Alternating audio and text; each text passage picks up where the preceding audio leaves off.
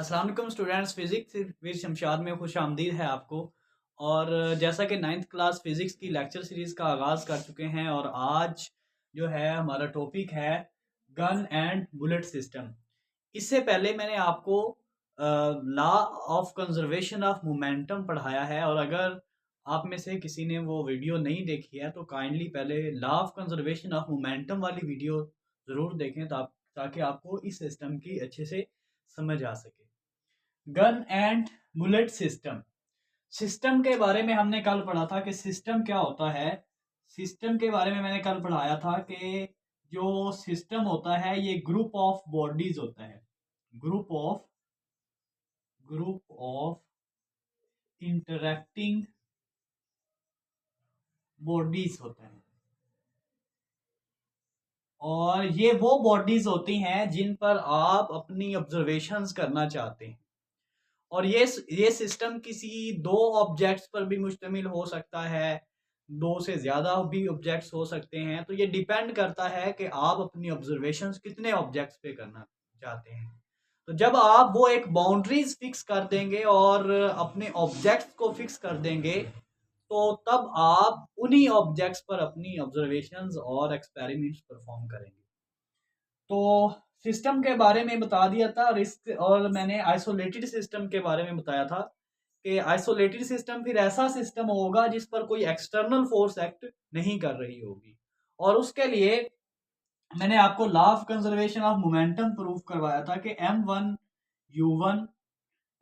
u1 plus m2u2 is equals to m1v1 plus m2v2। ये वाला law हम लोगों ने जो है वेरीफाई किया था कि ये वाला जो मोमेंटम है ये सिस्टम का कोलिजन से बिफोर मोमेंटम है, यानी कि कोलिजन से पहले का मोमेंटम है। और ये वाला मोमेंटम देखा था कि जब दो बॉडीज ने इंटरेक्ट किया था, दो बॉडीज ने कोलाइड किया था, तो उस वक्त जो मोमेंटम आया था वो ये वाला था।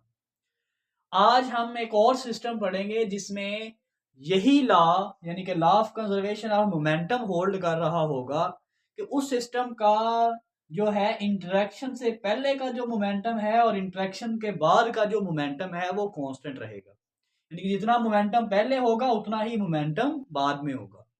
और मोमेंटम क्या होता है ये पहले भी मैं वीडियोस में बता चुका हूं कि मोमेंटम क्वांटिटी ऑफ मोशन होती है। जितनी क्वांटिटी ऑफ मोशन जो है उनकी कोलिजन से पहले होगी उतनी ही क्वांटिटी ऑफ मोशन कोलिजन के बाद होगी। तो एक नया सिस्टम पढ़ते हैं, गन एंड बुलेट सिस्टम। तो इस सिस्टम में हमारे पास दो ऑब्जेक्ट्स हैं, एक ऑब्जेक्ट गन है और एक ऑब्जेक्ट बुलेट है। अभी हम अगर देखें तो जो गन है, गन भी अभी रेस्ट पर है और बुलेट भी अभी रेस्ट पर है। अच्छा, मान लेते हैं कि जो गन है इसका मैस जो है, जो गन का मैस है वो कैपिटल एम है और जो बुलेट का मैस है वो स्मॉल एम है।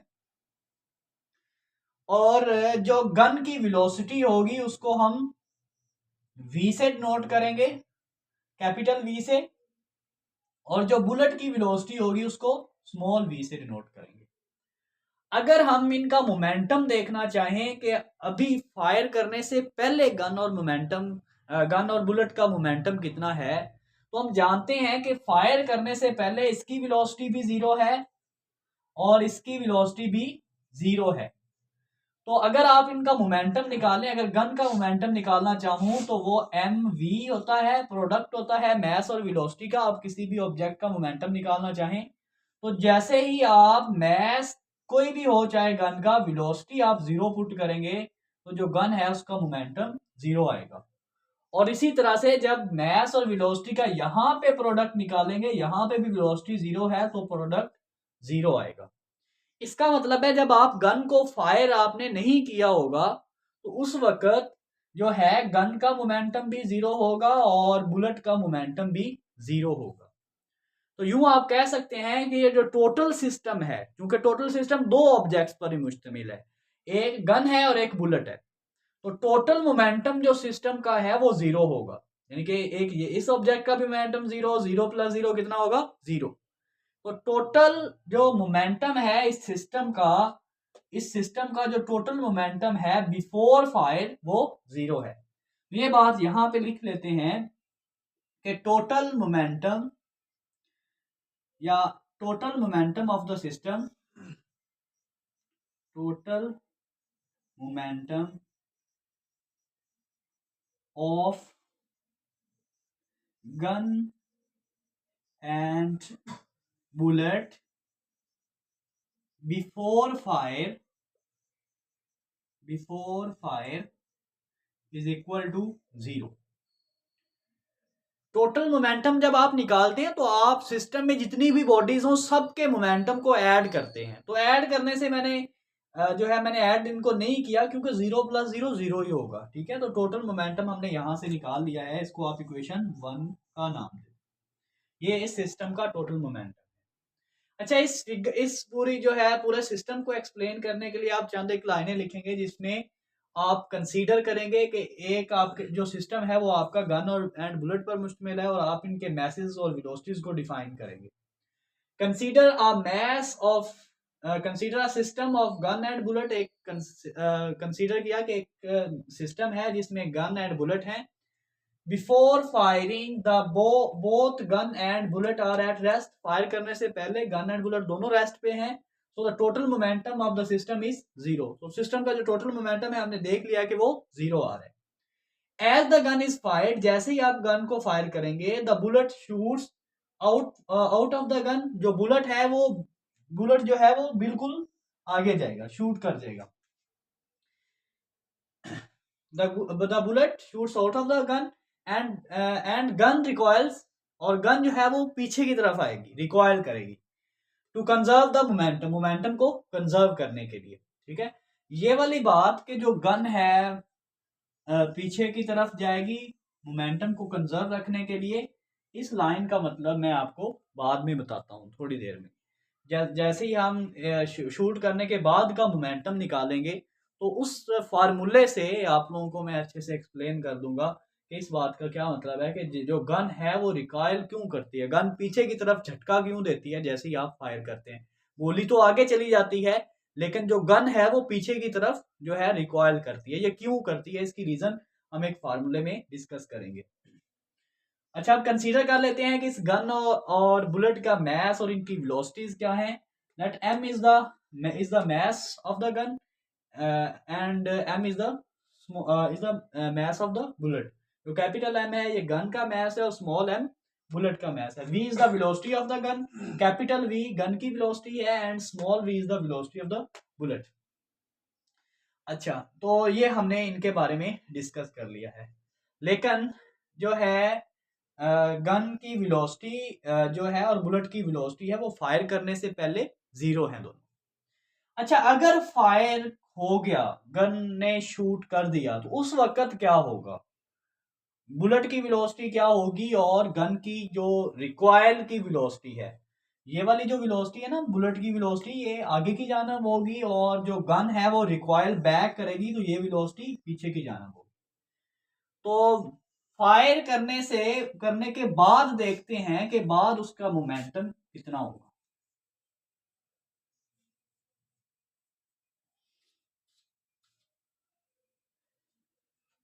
अच्छा, बाद का इसका मोमेंटम देखते हैं।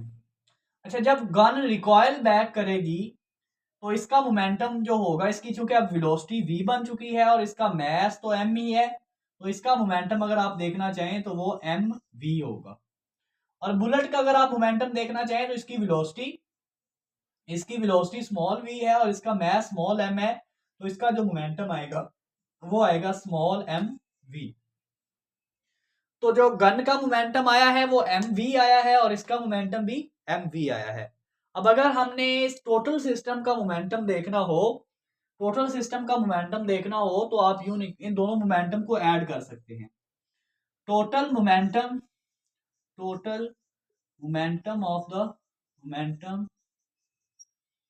ऑफ गन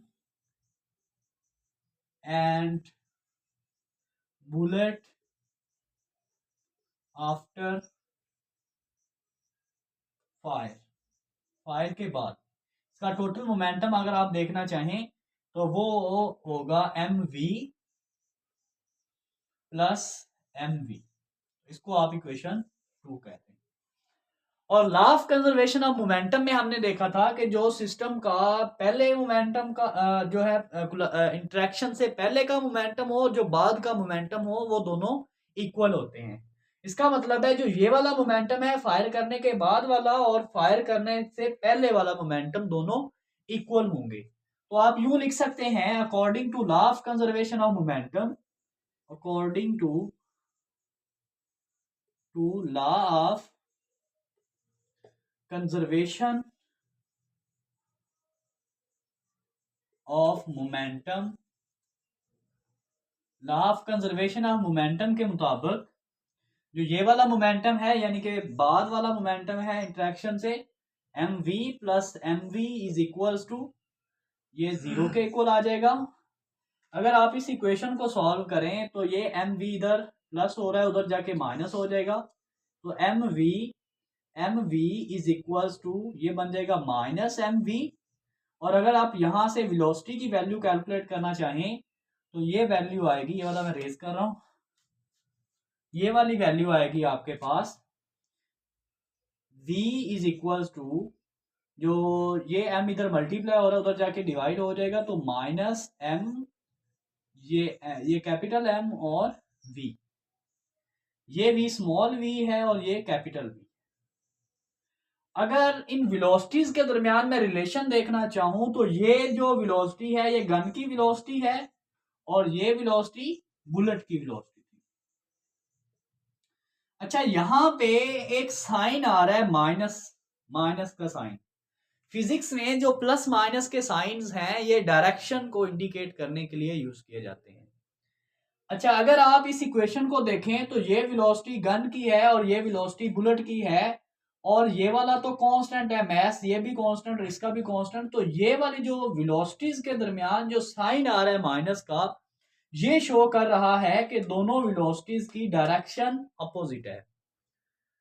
जो इससे पहले मैंने कहा था कि गन रिकॉइल बैक करेगी, वो भी इसी वजह से है कि अगर बुलेट आगे की जानब गया है, अगर जो है बुलेट की स्पीड जो वेलोसिटी है वो अगर आगे की जानब है, वो देख रहे हैं कि शूट जो है जब बुलेट शूट होगा तो वो आगे की जानब जाएगा, ये माइनस साइन इंडिकेट कर रहा है कि अगर बुलेट आगे की जानब जाएगी तो जो गन की वेलोसिटी है वो पीछे की जानब होगी।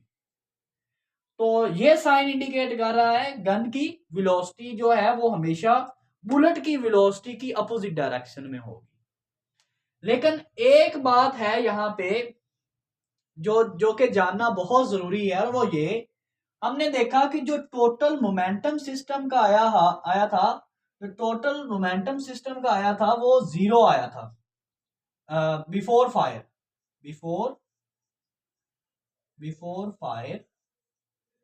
जो टोटल सिस्टम का मोमेंटम आया था वो 0 आया था, और जो आफ्टर फायर आया है वो mv प्लस mv। तो law of conservation of momentum ये कहता है कि जितना सिस्टम का मोमेंटम पहले हो उतना ही इंटरेक्शन के बाद मोमेंटम आया होगा। इसका मतलब अगर ये मोमेंटम 0 आया है तो ये मोमेंटम भी 0 होना चाहिए। डेफिनेटली ये वाला मोमेंटम अगर 0 आया तो ये भी 0 होना चाहिए। अब ये मोमेंटम 0 कैसे हो सकता है? एक हम देख रहे हैं कि बुलेट आगे की जानब जा रही है और बुलेट की जो स्पीड है वो काफी ज्यादा है। अगर हम बुलेट की बात करें तो बुलेट की जो स्पीड है v वो बहुत हाई है और इसका जो मैस है वो बहुत स्मॉल है। लेकिन अगर मैं गन की बात करूं तो गन की जो वेलोसिटी है वो स्मॉल है और इसका जो मैस है वो अगर उसकी मुकाबले में देखें, बुलेट के मुकाबले में देखें तो इसका मैस हाई है या लार्ज कह लें आप, और इसका मैस स्मॉल है। तो मोमेंटम जो आता है वो मैस और वेलोसिटी के प्रोडक्ट से आता है, और इसका जो मोमेंटम होगा जो है वो भी मैस और वेलोसिटी के, इसके मैस को कैपिटल M से डिनोट किया हुआ है, ये भी मैस और वेलोसिटी के प्रोडक्ट से आएगा और ये भी मास और वेलोसिटी के प्रोडक्ट से आएगा। अच्छा, अब ये वाला जो प्रोडक्ट आ रहा है, ये जितना भी आ रहा होगा, मान लें कि ये वाला जो है ये प्रोडक्ट हमारे पास 2500 जो है ये वाला वैल्यू आ रही होगी। अपने पास से एग्जांपल लिया, कोई भी आप असम्पशन ले सकते हैं।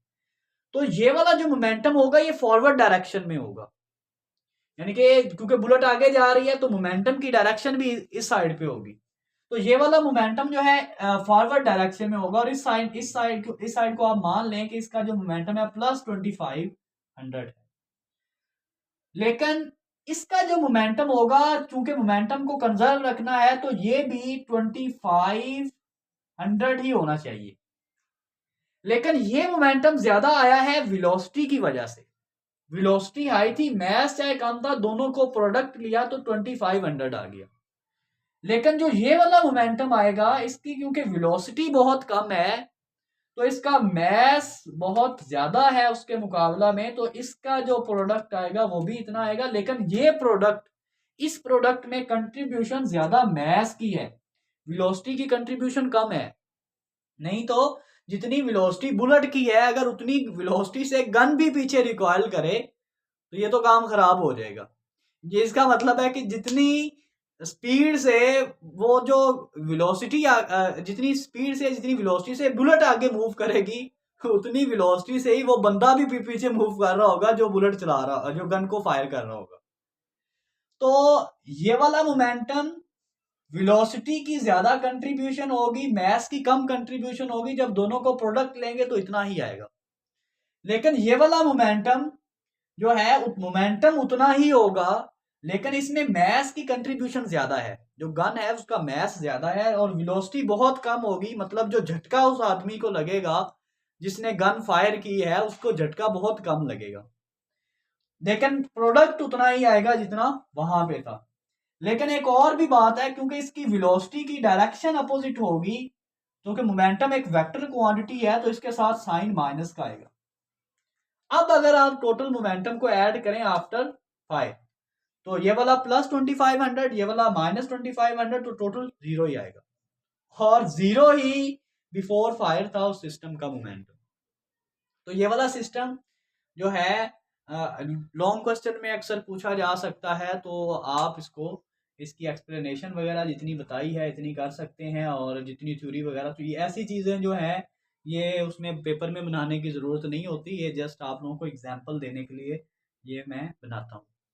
तो अगर किसी का कोई क्वेश्चन है तो वो कमेंट बॉक्स में पूछ सकता है, और इंशाल्लाह आपको आंसर दिया जाएगा। और चैनल को सब्सक्राइब करें, लाइक करें, शेयर करें। अल्लाह हाफिज़।